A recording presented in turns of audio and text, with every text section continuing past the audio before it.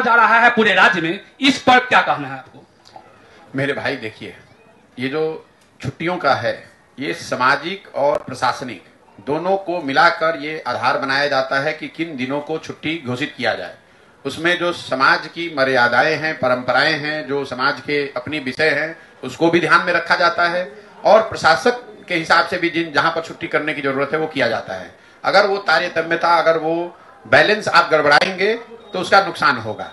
वो चाहे हिंदू धर्म की बात हो या मुस्लिम धर्म की बात हो, समाज की जो परंपराएं हैं, जो मर्यादाएं हैं, उसको ध्यान में रखकर ही आपको काम करना चाहिए। और जो भी लोग सरकार में बैठे हुए हैं, उनकी ये जिम्मेवारी है कि मान लीजिए कि अगर यहाँ छठ का त्योहार बहुत बड़े पैमाने पर मनाया जाता है, तो प्रशासन में कोई हो, अगर छठ का छुट्टी आप कैंसिल कर दीजिएगा तो बहुत गलत बात है। पत्र तो निकल गया। सुनिए तो मेरी बात।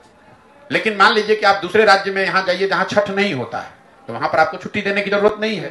तो जो लोग भी सत्ता में बैठे हैं, उन पर ये जिम्मेवारी है, उनसे ये अपेक्षा होती है कि जो सामाजिक, राजनीतिक, सांस्कृतिक जो परंपराएं हैं, उसको ध्यान में रखकर इस तरह के निर्णय लिए जाएं। अगर उसको ध्यान में रखकर आप निर्णय नहीं लेंगे तो उसका खामियाजा आपको भुगतना पड़ेगा, समाज उसको उसका जवाब देगा हर 2 वर्ष 5 वर्ष पर। इसीलिए तो आपके पास वोट का अधिकार है कि इस तरह की गलती अगर सरकार करती है तो आप उसका सजा उसको दीजिए। बहुत बहुत